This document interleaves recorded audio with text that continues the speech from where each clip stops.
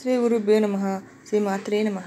ఈ వీడియో కనుక మీకు నచ్చినట్లయితే ప్లీజ్ లైక్ చేయండి, షేర్ చేయండి, సబ్స్క్రైబ్ చేసుకోండి.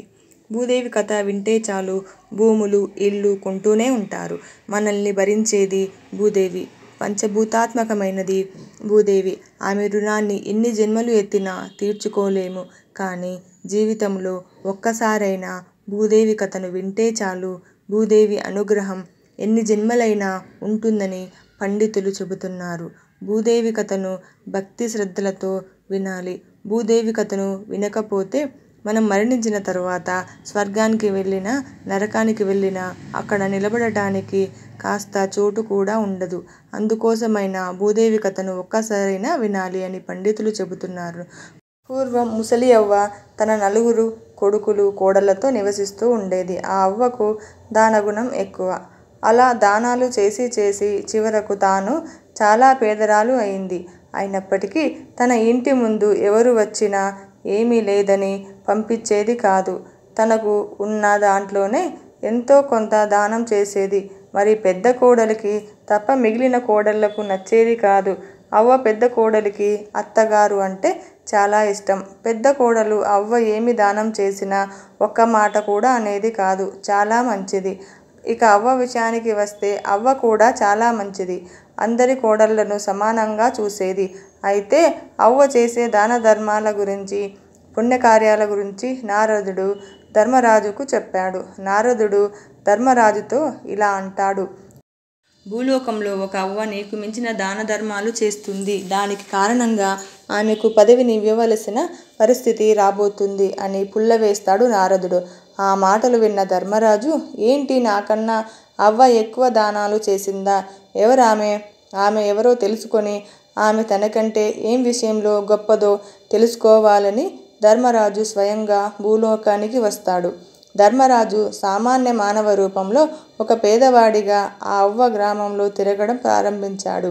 ప్రతి ఇంటి ముందుకు వెళ్ళి తన దగ్గర బట్టలు లేవు, కొన్ని బట్టలు దానం చేయండి అని అడిగాడు. కానీ ఎవ్వరూ కూడా తనకు సహాయం చేయలేదు. అలా అందరి ఇంటికి వెళ్ళి అడగగా చివరికి అవ్వ ఇంటికి చేరాడు. కానీ పేదవాడి రూపంలో ఉన్న ధర్మరాజు అవ్వ ఇంటికి చేరేసరికి చాలా చీకటి పడింది. అవ్వ తన కొడుకు కోడళ్ళు అందరూ కూడా నిద్రపోతున్నారు. ఆ పేదవాడు అవ్వ ఇంటి ముందు నిలబడి ఇలా అంటాడు. అమ్మా, బయటకు రండి, చాలా చల్లగా ఉంది. బయట కప్పుకోవడానికి వస్త్రం ఏదైనా ఉంటే దానం చెయ్యండి అంటాడు. ఆ మాటలు విన్న అవ్వ కోడలు పిలిచి, బయట ఎవరో పిలుస్తున్నట్లు ఉన్నారు. ఒకసారి బయటకు ఎవరైనా ఉన్నారేమో చూసి రండి అంటుంది. దానికి చిన్న కోడలు ఇలా అంటుంది. సమయం అయింది. ఇంత అర్ధరాత్రి వేళ ఎవరైనా వస్తారా? మీకంటే ఎలాగో నిద్ర రాదు కాబట్టి మీరే స్వయంగా వెళ్ళి బయట ఎవరున్నారో చూడండి. ఎందుకని మా నిద్రను చెడగొడుతూ ఉన్నారు అంది. ఆ మాటలు విని అవ్వ బయటకు వెళ్ళిపోయింది. ఇంతలో పెద్ద కోడలు వచ్చి, ఆగండి అత్తయ్య, నేను వెళ్ళి చూస్తాను అంటుంది. మిగతా కోడలు గదిలోకి వెళ్ళిపోతారు. పెద్ద కోడలు బయటకు వెళ్ళి చూస్తుంది. అక్కడ పేదవాడి రూపంలో ఉన్న ధర్మరాజుని ఇలా అంటుంది. ఎవరండి మీరు? ఇంత రాత్రి వేళ ఇక్కడ ఏం చేస్తున్నారు? మీకు ఈ సమయంలో ఏం కావాలి అని అంటుంది. దానికి ఆ పేదవాడు, అమ్మా, నాకు చాలా చలిగా ఉంది. దుప్పటి ఏదైనా ఉంటే దానం చేసి పుణ్యం కట్టుకో తల్లి అంటాడు. అప్పుడు పెద్ద కోడలు, ఒక నిమిషం ఇక్కడే ఉండండి అని చెప్పి తన అత్తగారి దగ్గరికి వెళ్ళి అతను చెప్పినదంతా కూడా చెబుతుంది. దానికి అవ్వ పెద్ద కోడలికితో ఇలా అంటుంది. సరే, అయితే తనకు మీ మామగారు కప్పుకున్న కంబలిని ఇచ్చి మీ మామగారికి నా దుప్పటిని ఇవ్వు. మనం ఎలాగో కిటికీలు తలుపులు వేసి పడుకుంటాం కాబట్టి అంతగా చలి వేయదు అంటుంది. ఆ మాటలు విన్న పెద్ద కోడలు సరే అత్తయ్య అని చెబుతుంది. పేదవాడికి తన మామయ్య కప్పుకున్న కంబలిని ఇస్తుంది. పెద్ద కోడలు ఇంట్లోకి వెళ్ళిపోయింది. అందరూ నిద్రించారు. పేదవాడు రూపంలో ఉన్న ధర్మరాజు ఆ కంబలిని తీసుకుని అక్కడి నుండి కొంచెం దూరం వచ్చి అసలు రూపంలోకి మారి నారదుడి వద్దకు వెళ్ళి, నారదుడు చెప్పింది నిజమే అని భూలోకంలో ఒక అవ్వ దగ్గర ఉన్న పాత కొత్త వస్తువులను దానం చేస్తుంది. చాలా పుణ్యాన్ని పొందింది అని అంటాడు. ధర్మరాజు అవ్వ నిజంగానే సింహాసనాన్ని పొందుతుందేమో. అయితే యమధర్మరాజా, నువ్వు ఒక పని చేయి, అవ్వను ఈ లోకానికి తీసుకొనిరా అని చెప్తాడు. ధర్మరాజు అప్పుడు యమభటులు భూలోకానికి పంపించి అవ్వను తీసుకురమ్మని చెబుతాడు. అవ్వ యమలోకానికి చేరుకుంటుంది. కానీ ఆమె నిలబడటానికి కొంచెం భూమి కూడా లేదు. చుట్టూ నీళ్ళే ఉన్నాయి. అది చూసి అవ్వ, నేను భూలోకంలో చాలా దాన ధర్మాలు పుణ్యకార్యాలు చేశాను. అయితే నేను నరకానికి వచ్చాను. అయినా నాకు బాధ లేదు. కానీ యమధర్మరాజా, ఏమిటి ఇక్కడ నాకు నిలబడడానికి కొంచెం కూడా చోటు లేదు అంటుంది. అప్పుడు ధర్మరాజు ఇలా అంటాడు, నువ్వు చాలా పుణ్యకార్యాలు అయితే చేశావు. కానీ నువ్వు భూదేవి కథను వినలేదు. అందుకే నీకు ఇక్కడ నిలవడానికి భూమి దొరకడం లేదు.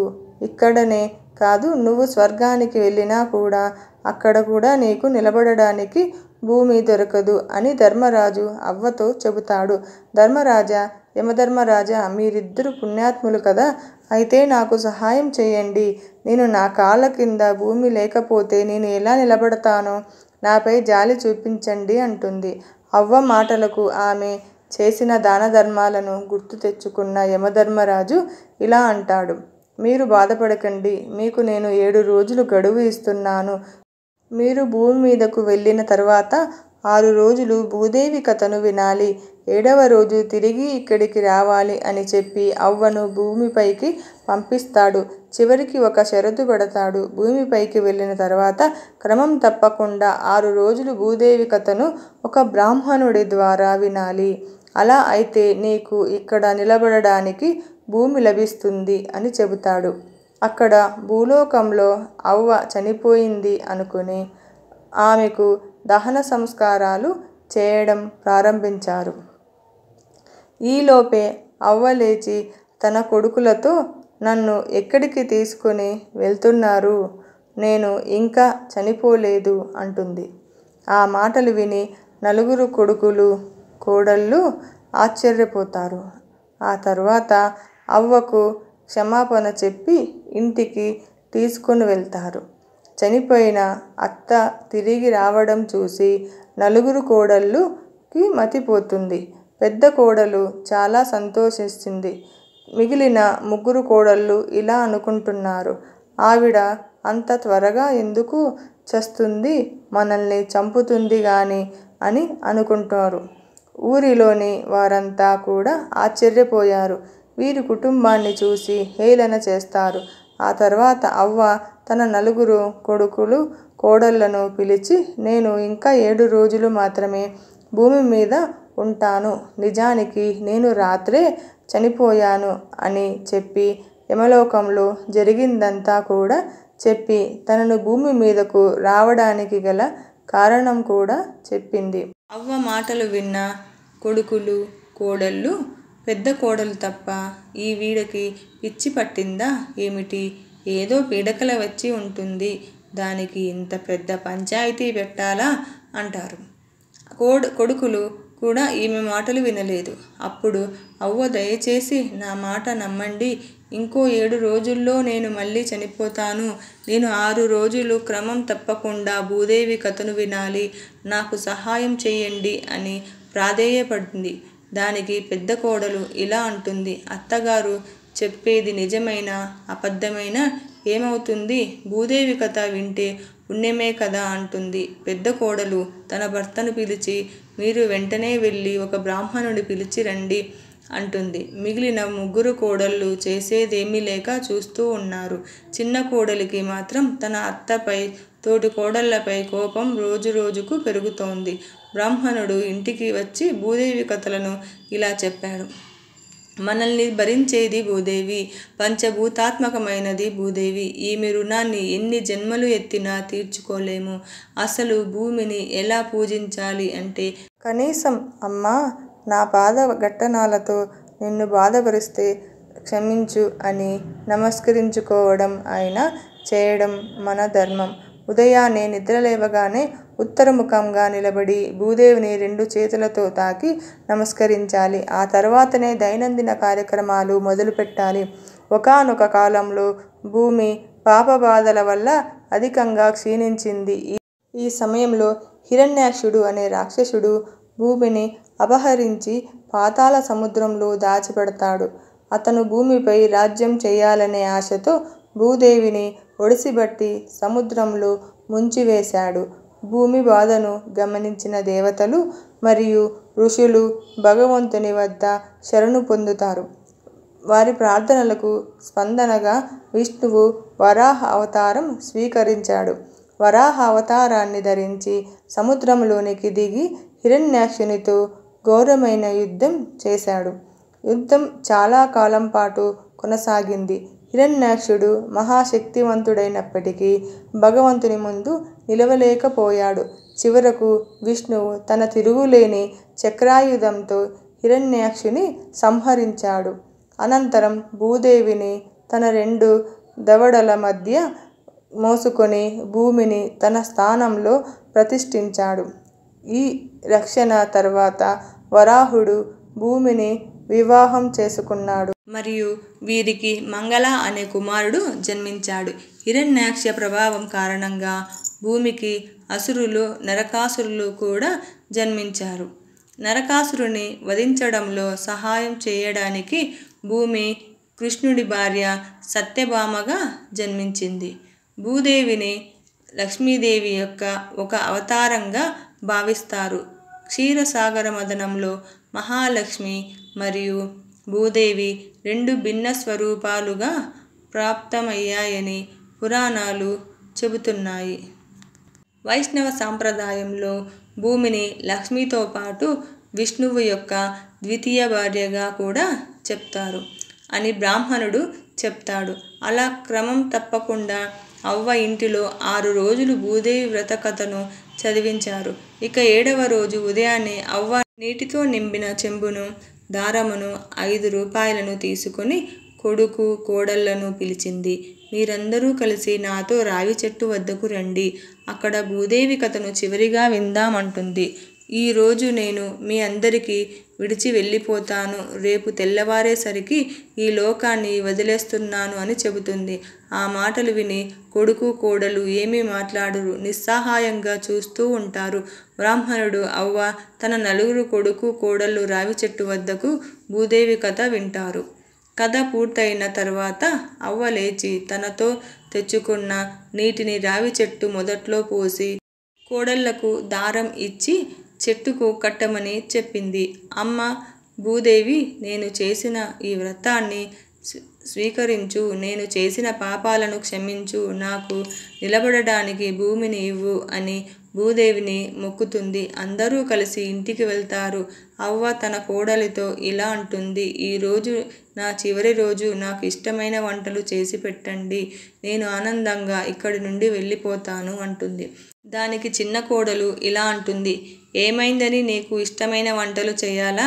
అన్ని దానాలు, పూజలు, వ్రతాలు చేసి మమ్మల్ని కటిక పేదవారిని చేశావు. మీరు ఏదో నిజంగానే చనిపోతారని మేము నమ్మి మీకు ఇన్ని సేవలు చేస్తూ ఉన్నాము అంటుంది. ఇక పెద్ద కోడలు, ఇక చాలు ఆపు. నువ్వు ఏమీ మాకు సహాయం చేయనవసరం లేదు. అత్తయ్య, మీకు నేను చేసి పెడతాను. మీకు ఇష్టమైన వంటలు. నన్ను ఎవరు ఆపుతారో చూస్తాను అంటుంది. పెద్ద కోడలు ఒకసారి ఇంటికి వెళ్ళి ఒక పదార్థం తెచ్చి వంట చేస్తుంది. అందరికీ పిలిచి భోజనం పెట్టమంటుంది. కానీ చిన్న కోడలు తినదు. అప్పుడు అవ్వ, రేపు పొద్దున్నే నేను వెళ్ళిపోతాను. ఈ ఒక్క రోజు నాతో కలిసి భోజనం చేయరా తల్లి అని చిన్న కోడల్ని పిలుస్తుంది. ఇష్టం లేకపోయినా అందరితో కలిసి భోజనం చేస్తుంది చిన్న కోడలు. అవ్వ తన చివరి కోరికగా ఆనందంగా గడుపుతుంది. ఆ రోజు రాత్రి యమదూతలు వచ్చి ఆమెను యమధర్మరాజు వద్దకు తీసుకుని వెళ్తారు. ఈసారి యమధర్మరాజు ధర్మరాజును చూసి అవ్వని చూసి ఇలా అంటారు. స్వామి, మీరు చెప్పినట్లు నేను భూమి మీదకు వెళ్ళి భూదేవి కథను విన్నాను. కానీ స్వామి, నేను ఎన్నో దాన ధర్మాలు చేశాను. కానీ నా పిల్లలకి ఇప్పుడు ఇంట్లో వారు తినడానికి తిండి లేదు. ఇన్ని పుణ్యకార్యాలు చేసినందుకు నాకు ఏం మిగిలింది అని ఏడుస్తుంది. ధర్మరాజు అవ్వతో, నువ్వు చేసిన వ్రతం మామూలు వ్రతం కాదు, భూదేవి వ్రతం. నీకు మీ కుటుంబ సభ్యులకు భూదేవి అనుగ్రహిస్తుంది. చివరి రోజు నువ్వు నీ కుటుంబంతో కలిసి భూదేవి కథను విన్నావు. నీ పుణ్యం వారికి కూడా దక్కింది. చూడు అంటూ భూమి వైపు చూపించి తన ఇంటిలో ధనధాన్యాలను చూపించాడు. అవి చూసి అవ్వ చాలా సంతోషించింది. ఇక మరుసటి రోజు చిన్న కోడలు ఇంతలో ఆ గదిలో పెద్ద శబ్దం వచ్చింది. పెద్ద కోడలు ఏమిటి అని పెట్టి తీసి చూసింది. పెట్టె మొత్తం డబ్బుతో నిండి ఉంది. వెంటనే తన గదిలోకి వెళ్ళింది. ఆమె గదిలో కూడా డబ్బు, బంగారం ఉన్నాయి. వంటగదిలో చూసింది. సరుకులన్నీ నిండి ఉన్నాయి. అవి చూసి పెద్ద కోడలు ఆనందంతో తన భర్తను పిలిచింది. తన భర్త చిన్నగా, ఇప్పుడు ఇంట్లో ఏమీ లేవు, ఎక్కడికి వెళ్ళి ఏం తీసుకురాను అని అంటాడు. దానికి పెద్ద కోడలు, మీరు ఎక్కడికి వెళ్ళనవసరం లేదు, ఒకసారి ఇంటిలోనికి రండి అంటుంది. పెద్ద కోడలు భర్త మిగిలిన వారందరూ కూడా ఇంట్లోకి వచ్చి చూస్తే ఇల్లంతా డబ్బుతో, వస్తువులతో, ఆహార పదార్థాలతో నిండి ఉంటుంది. మిగిలిన ముగ్గురు కోడళ్ళు తమ గదులలో వెళ్ళి చూస్తున్నారు. రెండవ కోడలికి, మూడవ కోడలికి కొంచెం డబ్బు మాత్రమే లభించింది. కానీ చిన్న కోడలుకి అస్సలు ఏమీ లభించలేదు. దానికి పెద్ద కోడలు, మనమంతా ఒక్కటే చూడు, చిన్న తోటి కోడల్లా నువ్వు బాధపడకు, నా దగ్గర ఉన్న కొంచెం డబ్బును నీకు ఇస్తాను అని అంటుంది. పెద్ద కోడలు మనసు అర్థం చేసుకున్న మిగిలిన ముగ్గురు కోడళ్ళు ఆమెకు క్షమాపణ చెప్పారు. వారికి సిరి సంపదను ప్రసాదించినందుకు భూదేవికి తల్లికి కృతజ్ఞతలు చెప్పారు. వారందరూ కూడా వారి తల్లిలాగానే ఎన్నో దాన ధర్మాలు, పుణ్యకార్యాలు చేయాలని అనుకున్నారు. ఇదంతా చూసిన అవ్వ చాలా సంతోషించింది. చిన్న కోడలితో వచ్చిన మార్పును చూసి ఆనందించింది. ఇంతలో అక్కడికి పుష్ప విమానం వచ్చింది. అవ్వ యమధర్మరాజు, ధర్మరాజు వంక చూపించి, నువ్వు చేసిన పుణ్యకార్యాలకు స్వర్గలోకానికి వెళ్ళే అర్హత పొందావు, ఆనందంగా స్వర్గలోకానికి వెళ్ళు అని అవ్వను స్వర్గలోకానికి పంపించాడు. అవ్వ కుటుంబానికి భూదేవి కథ విలువ తెలిపింది. కాబట్టి మీరు ఎన్ని దాన ధర్మాలు, పుణ్యకార్యాలు చేసినా ఖచ్చితంగా భూదేవి కథను వినాలి. కథను భక్తి శ్రద్ధలతో విన్నవారికి భూదేవి అనుగ్రహం కలుగుతుంది. ఇల్లు, భూములు కొంటూనే ఉంటారు. ఈ వీడియో కనుక మీకు నచ్చినట్లయితే ప్లీజ్ లైక్ చేయండి, షేర్ చేయండి, మా ఛానల్ను సబ్స్క్రైబ్ చేసుకోండి. సర్వే జనా సుఖినో భవంతు.